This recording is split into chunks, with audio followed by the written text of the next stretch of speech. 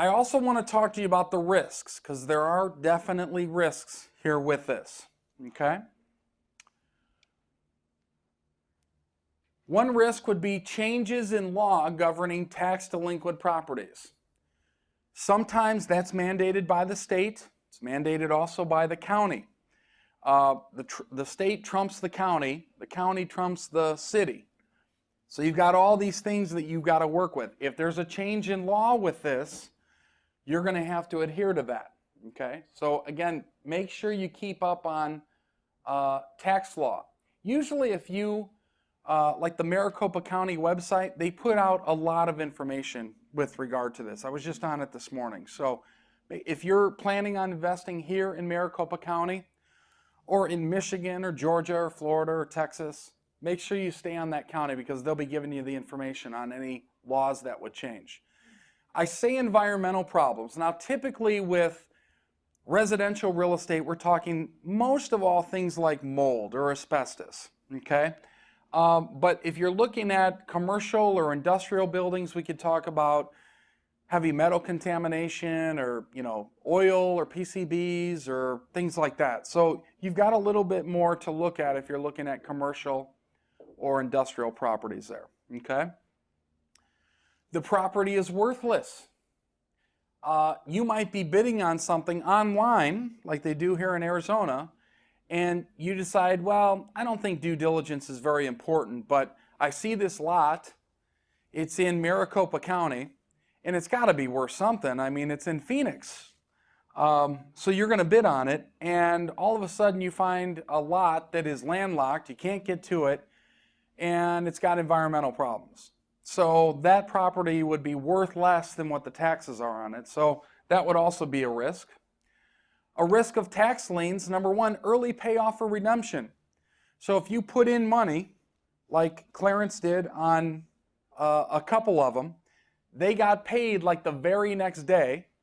So because of the fees he had to pay in the tax lien, he actually lost a little bit of money, like $2, right, Clarence? Boy, you guys are sticklers, right?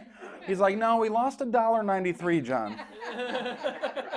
Did you see how he said it earlier? I don't know if you guys all caught that. He's like, on one property I lost $1.97. On the other property I lost $1.82. And I'm like, but Clarence, you hit a home run here, man. Let's, We blame Rebecca for those two. your profit dropped. I got your average profit per deal. Is that what you're saying? Man, Rebecca, how do you do it? You know what I'm saying? Yeah. She's like, I just ignore him. Is that right? The truth comes out, Clarence. The truth comes out. Right on. Misunderstanding redemption periods.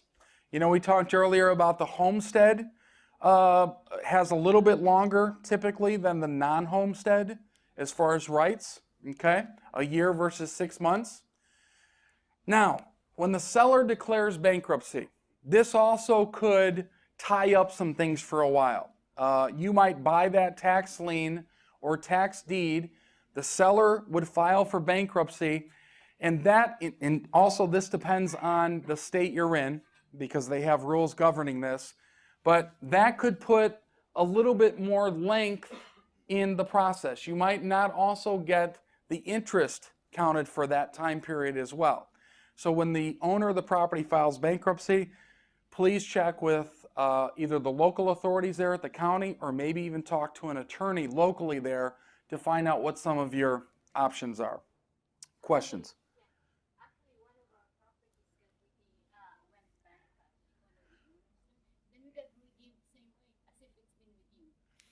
Okay, so they went through bankruptcy in Arizona, or Texas.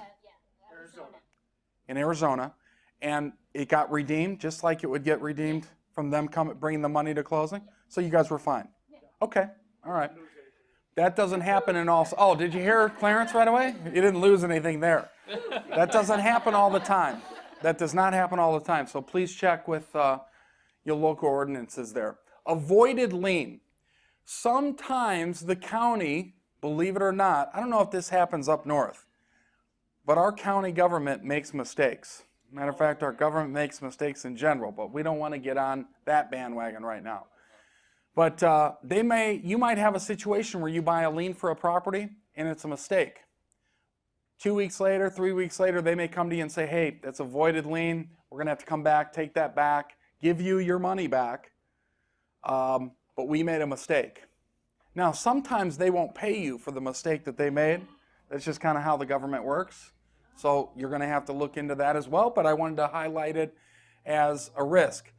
Also, there's low liquidity here, especially when you're investing in the tax lien side and you've got your money tied up for a year or two. Okay, your money's not liquid. At least on the tax deed side, because you've got ownership and you've got a tenant in that particular unit, you're getting some rent coming back in on that. Okay, so there's low liquidity on the lien side. We talked about clouded or unmarketable title. When you get ownership of that deed, it's clouded. Even at the auction, it's clouded. You're going to have to go through quiet title or take direction from the local county there as to what you need to do to make that a marketable title. Typically, it's quiet title work. Paid too much for the property at auction. There's people that do this all the time. Has anybody been to an auction, by the way? Okay, I was, matter of fact, while we're here in Phoenix, they have an auto auction, the Barrett-Jackson auto auction. I think one of the realtors was talking about that the other day. I've gone to that thing like 3 times. And what's so interesting about an auction is that the more people that are let into the auction, the energy starts to rise. And people that, I'm sorry, Jerry? Frenzy. It's a frenzy, right. Jerry, say that one more time for me. Frenzy. It just sounds great when you say that. It really just sounds great. So, yeah, a frenzy happens. And people sometimes start to pay more than they should. When we were at the Houston auction, you could see that in some of these people. Now, it wouldn't be all 50 people, but it'd be 6, 7 people going at it, and you could. I wasn't even participating in it, but I could feel the energy going on. That sometimes happens. People pay too much for the properties at auction. Repair costs more than 50% of fair market value. A lot of times, even with your due diligence, you don't get a chance to get into these properties. You may have a chance to look in the windows. In some states, be careful, more than others. But you can't really tell, hey, is there mold present? Does the furnace work? Are the cabinets there? Did they take all that stuff out of there? What are you getting into? Sometimes you don't have that opportunity. And a lot of times when you get that list, it's a short time frame. So it's a different type of due diligence than you would have when you buy a property. It's abbreviated, so make sure that you keep that in mind. Need access to lump sums of cash quickly. Okay, need access to lump sums of cash quickly because you're going to be going to the auction. You've got to prove that you have those funds available. Failing to get a return like Clarence did on 2 of his properties. I have to rub it in a little bit, Clarence. Rebecca told me at the break. Yeah. So failing to get a return on some of those. Oops. Our screen got goofed up here, but that's okay. Judicial foreclosure. I just wanted to talk about that a little bit. Judicial foreclosure happens at the county level, and that's where they have to actually have a lawsuit to have the property foreclosed on, as opposed to non-judicial foreclosure, where they don't have to have a lawsuit to foreclose on a property. It's automatic. It's just a step process. So in judicial states, they actually have a defendant and a plaintiff. The defendant is actually going to be the owner of the home. The plaintiff is going to be either the taxing authority or maybe even the bank, if they're the ones doing the foreclosing. So they have, it's a court case. You have a winner and you have a loser. So that's in judicial foreclosure. In non-judicial states, I don't know why I can't say that. I've had no alcoholic beverages over lunch.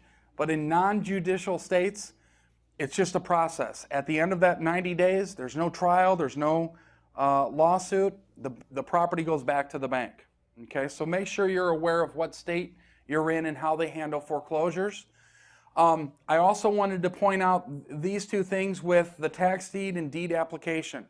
In some states, like we said, you're going to get the deed at the auction. It doesn't mean that deed is marketable, so you've got to put it through quiet title. My first step, if you are investing in a tax deed state, is to call a title company and ask them about that procedure. They're going to be able to tell you specifically what goes on in that state, time frames, cost, that type of thing. And then negotiated sales. You can go and buy tax liens or tax deeds, and one of the things that you'll see at the auction that Clarence and Rebecca went to in Harris County, Houston, Texas, is people will buy properties, they'll get the property, and then there's so many little side deals going on. Have you seen that? It's like, let me kind of draw it up here as to what it looks like, just so you know. It's pretty interesting just to sit there and watch this stuff, but let me just kind of draw it up here. Okay. Where's my black marker? Here it is. So you got the county building here, okay, and this is not to scale, okay, and you've got every one of these little squares is where a constable may be, okay, and let's just put one here and then one here. This, by the way, is the main entrance to the building, okay. It's not in a particular room. It's as close to the courthouse steps as they could get. Then there's some spots outside here, okay? Okay, and there's some here, there's some here. Okay, and right, Clarence? This is exactly how it is? Okay, so what's going to happen is all of these things, they might have numbers on them. 1, 2, 3, 4, all numbered. And so you've got a group of people. There might be 50 people standing around one, and there's an auction going on here. Right next to it, there's 30 people going on here. Right next to it, there's all kinds of people and all throughout this. Now, the thing that you'll notice, and I've noticed this especially on the backside of Harris County, is in this area here, there's all these little groups of people. And they're on the phone, they've got their iPads out, and there's 2 people in the group, there's 20 people in the group. And what they're doing is they're buying properties from the auction and they're selling them to other people right here. So there's all these little mini deals going on, and it's the guy that wanted the deal but didn't get it, and now he's going to buy it from the other guy, and they're making deals, seller financing, cash, half seller financing. All of this stuff is going in on the back side. There's a street here. The check-in booth is here. Okay, this is where you check in. I'll just put CI there. And you get your tag, you get your, that's where you show your proof of funds and all that stuff. But once you're in there, it's pretty energetic. We're going to go to the one in Austin, which I haven't been at. But what I did when I was here is I just walked around. I walked in here. I watched. I listened. Of course, I didn't put any offers in, or I wasn't part of the auction, but it was really energetic. It really, really was. The other thing that's going on here is on this corner here, this is where they do the bank foreclosure sales. Most of this stuff up here, most of it, not all, are tax foreclosures. Back here in the back is where they do the bank foreclosures. Now, foreclosure is a foreclosure. It's the legal law or legal way that a bank or a taxing authority takes back the property. So when a bank goes through foreclosure with an owner, they do that because of what document? The mortgage. The mortgage gives them the right to take back that property through foreclosure if they're not adhering to the promissory note. From a taxing standpoint, it's the law. It's the taxing law that gives them the right to take back the property if they don't pay their taxes. Both are foreclosures. One is handled a little bit different way. However, Most states, their laws dictate that bank foreclosures, once they go through the foreclosure process, either judicial or non-judicial, needs to be auctioned off at the courthouse steps. In Harris County, it kind of happens on the side here. And typically when you go there, when the constable comes up and they have a new property, they'll put the property on kind of like a whiteboard, just like that. And they'll write the auction number, the tax identification number for the property, and then they'll read out loud the property description. By law, they have to read that out loud, okay? So once they get done reading it out loud, they'll start the bidding process, and that's kind of when the frenzy, as Jerry put it, begins, okay? Questions on that at all? The only other thing I might want to add with that is that in this area here, really walking around through here, all in this area, you know, here, you've got different people handing you pamphlets. There's different companies there that will help you do everything from due diligence to title work to property management, and they'll even auction for you, go to the bid, do your bidding for you, okay? So there's all kinds of companies there willing to help you out. Questions on that? None? Yes? Yeah, typically you're going to need a cashier's check, a bank check. Did that scare you, Gilbert? I just want to make sure you're awake. A cashier's check. What did you use, Clarence? Assortment of cashier's checks. Okay, so what Clarence probably did was he probably bought like 6 or 7 of them for smaller amounts. 10 or 20. Oh, Daddy Warbucks over here. So he brought 10 or 20 cashier's checks. He probably brought 100,000 and maybe 10 checks of $10,000. Why would you do that, by the way? There were maybe 5 and 10. Whatever they were. Because why, Rebecca? Because they don't give you change, or at least not change right away, is how that goes. So if he bids on a property that is $19,000 and he has a cashier's check for $50,000, they don't give him $31,000 in change when he bids on that. So he brings cashier's checks in the amount of, you know, maybe $10,000 or $5,000 or whatever it is. Does everybody see that? You'll get your change, but it's months down the line. Okay? Can you take a letter that shows you have proof of funds and then write a check on your American account? No, you cannot write personal checks at all. You need a cashier check. Okay? What about cash? Well, VJ, if you want to walk around cash, I mean, Houston's are off. I wouldn't do that in Cook County, I can tell you that right now, where I live in Chicago. You know, I'm here for the auction. I've got a ton of cash in my pockets. I'd have to tack you and go, shh, don't say that around here. Yes? You had a question? What about cash? I mean, have you ever had $10,000 in your pocket? It's, you know. I know it feels good, Louise. I know it feels good, but nervous. You're nervous. Yeah, I bought a property once, and I didn't have $10,000, but I had $8,000 in cash in my pocket. I was going to the bank, and I was a nervous wreck driving down the street. I'm driving with my flashers on. I'm waving people around. I did that when I had my first daughter, Jordan, coming home from the hospital. I don't know if you guys have had this experience, but my first child born, and to see the whole birth thing happening and everything, and everything was great. You know, you're blissful, joy, everything. You're full of emotions. You got this precious little thing. The most nerve-wracking thing in the world is the drive home from the hospital. I mean, I'm serious. I was driving like 15 miles an hour on the side. Go around me. I had my flashers on. Go around me. Nervous wreck. I will tell you another. Jordan, who's going to be 20 this year. I mean, I don't even look that old, do I? Good answer. Good answer. But they grow so fast. I mean, I was just driving her home from the hospital, and now she's 20. Remind me before we break today to tell you a story about Jordan, okay? Don't let me forget to tell that story.